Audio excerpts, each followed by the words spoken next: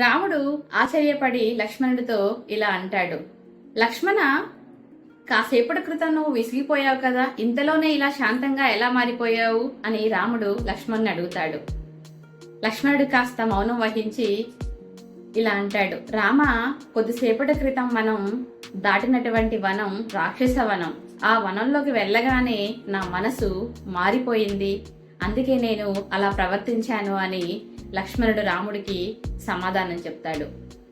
So dear parents, environment effect అనేది లక్ష్మణుడు లాంటి వాళ్ళకే ఎంత ప్రభావాన్ని కలిగించిందో అర్థమైంది కదా.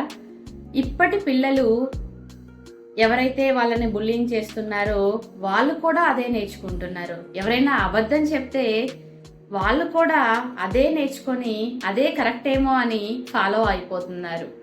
సో ఇప్పుడు మన పిల్లల చుట్టూ ఉన్న మోడర్న్ రాక్షసవనం ఏంటి అనుకుంటున్నారా? అదేంటో కాదండి, screens, social pressure and comparison, bullying. దీనివల్ల వాళ్ళ మనసు అనేది ఎంతగానో చెలిస్తుంది.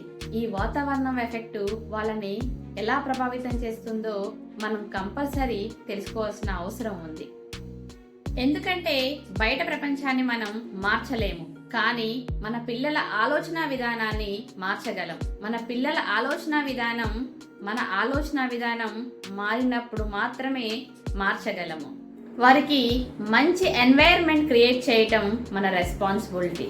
So let's teach them how to stand strong with values, life skills and awareness even when the world around them changes. So this is not just parenting, this is leadership. మీ పిల్లలు నిజంగా వాల్యూస్తో ఎదగాలని మీరు కోరుకుంటే కమెంట్ బిలో వాల్యూస్. అలాగే మీ చుట్టూ ఉన్న పిల్లలు కూడా వాల్యూస్తో ఉండాలని మీరు కోరుకుంటే ప్రతి పేరెంట్కి ఈ వీడియోని షేర్ చేయండి. Thank you for watching.